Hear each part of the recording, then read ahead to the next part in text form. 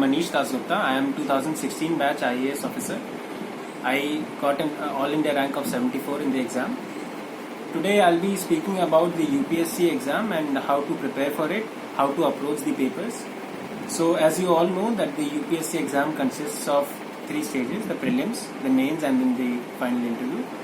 In the prelim stage you have about 10 lakh people who register for the exam and more than 6 lakh people then appear for it, and 15,000 people qualify for the mains exam. So it's a fact that a lot of luck is involved, but it's also a fact that you have to have your basic preparation ready so that luck can play a factor. For the book list, you might have already gone through a lot of blogs and spoken to mentors or seniors, and you might have observed that the book list is not very different. So 80% of the books are the same that everyone recommends. So I would also say the same. Just one piece of advice would be to stick to a few number of books and read them repeatedly, because then that would register in your minds instead of going for many books and reading them only once or twice. Now let's start with prelims. My main focus is how to approach the papers. As you know, I've already spoken about the books. There's not much I can say on how to read those books exactly. That's something you have to figure out yourself. So for prelims exam, it consists of 2 exams, the CSAT, which is only a qualifying paper, and the GS paper. So GS paper consists of 100 questions of 2 marks each. The cutoff is generally around, it's more than 90 or 95 marks, as we've seen in the last 5-6 years. So it's obvious that you have to attempt more than 70 questions. I attempted 100 questions in both my attempts.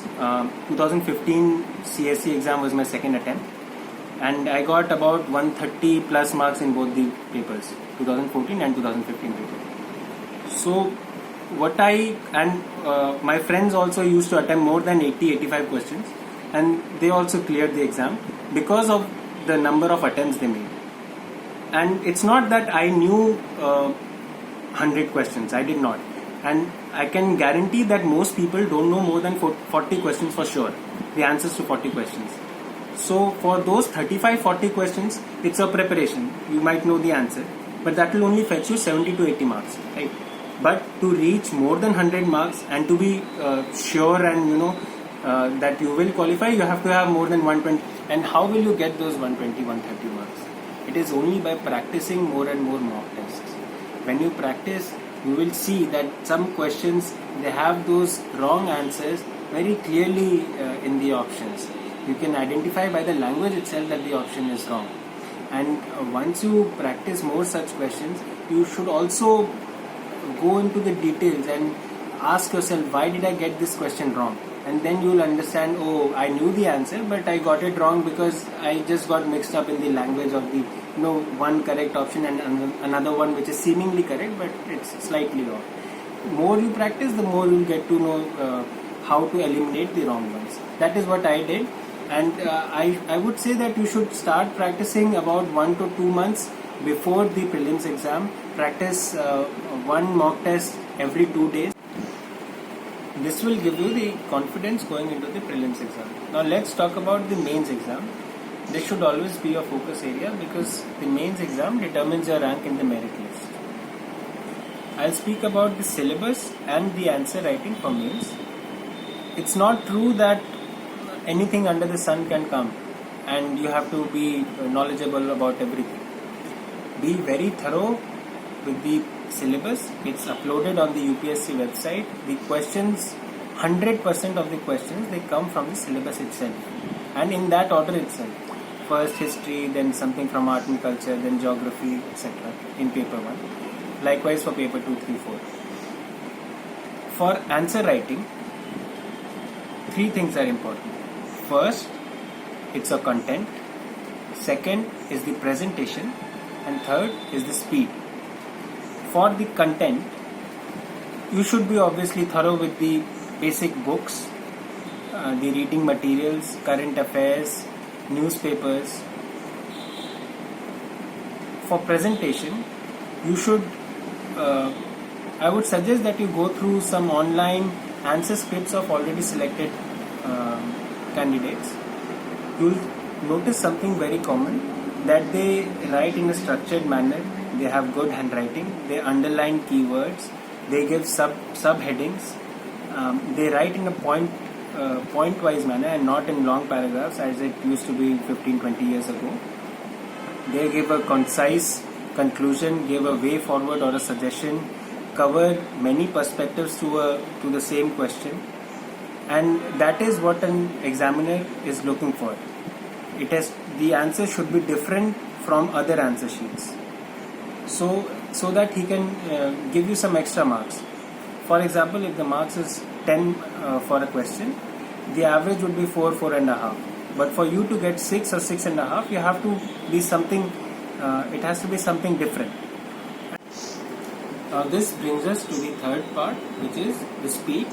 Speed for answer writing in mains is important because you have to attempt 250 marks in 3 hours. That would mean you have to write approximately 3.5 to 4,000 words in those 3 hours. This leaves you with essentially half a minute to 1 minute to understand the question, and the rest 8 to 10 minutes to write the answer.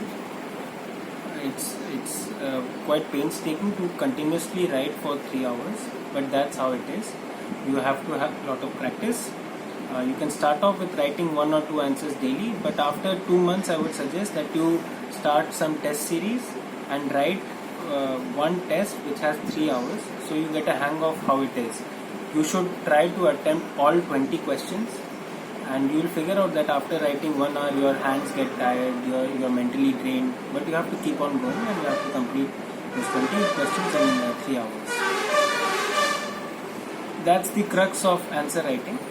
I'll just speak a little bit about the optional because that is equally important. Your GS marks can get you in the range of selection, but your optional is generally the one which gets you the higher rank. For selecting your optional, you should have a few criteria in mind. One is that you should be comfortable with it because you have to spend a lot of time reading that material. The study material should be readily available. Just go through the previous year's scores so that the average marks of that optional is not too low. I guess that's about it. And also, if there are some test series available for that option, if it's not your core background that you've studied. For example, I took up anthropology although I did engineering, so it's important that I wrote some tests on anthropology. That's another thing to keep in mind. I'll just speak about essay, the last point, because I've seen the essay marks to be a key differentiator in ranks. Some people get more than 140, some people get less than 110 marks. 30-40 marks play a very important role in your rank. So practice at least 4 to 5 essays before going for the main paper, and have a structured layout in your mind how to attempt an essay paper. I think that's about it. I wish you all the best for your preparation and the exam. Thank you.